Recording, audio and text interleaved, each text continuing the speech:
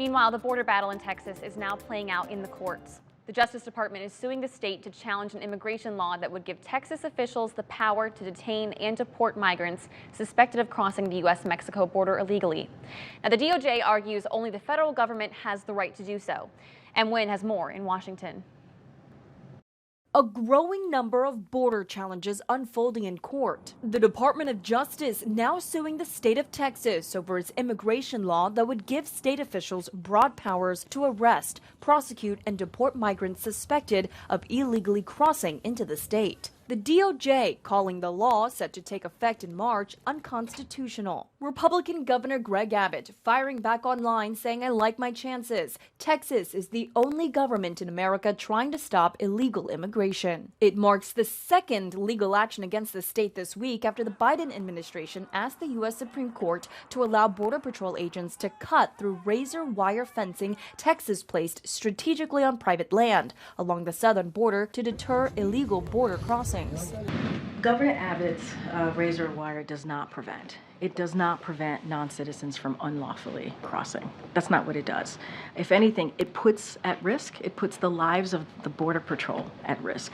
Amid record-breaking numbers of migrant encounters last month, numbers have dropped in recent days, prompting several key ports of entry from California to Texas to reopen today. One of those, Eagle Pass, Texas, where House Speaker Mike Johnson led a delegation of more than 60 House Republicans on Wednesday.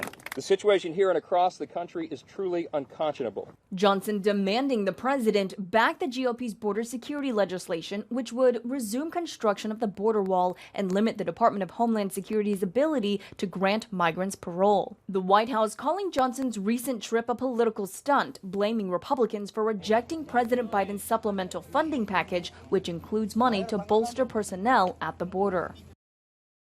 Now, the White House says negotiations for a new bipartisan border security package are headed in the right direction, but Senate leaders admit there are still many differences that need to be worked out before they can reach a deal.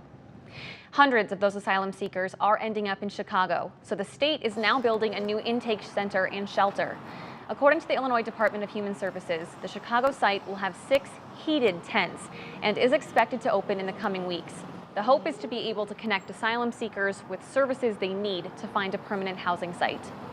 And stay with News 8 as we continue following this story. You can see our complete coverage on the News 8 app and on the WQAD YouTube page.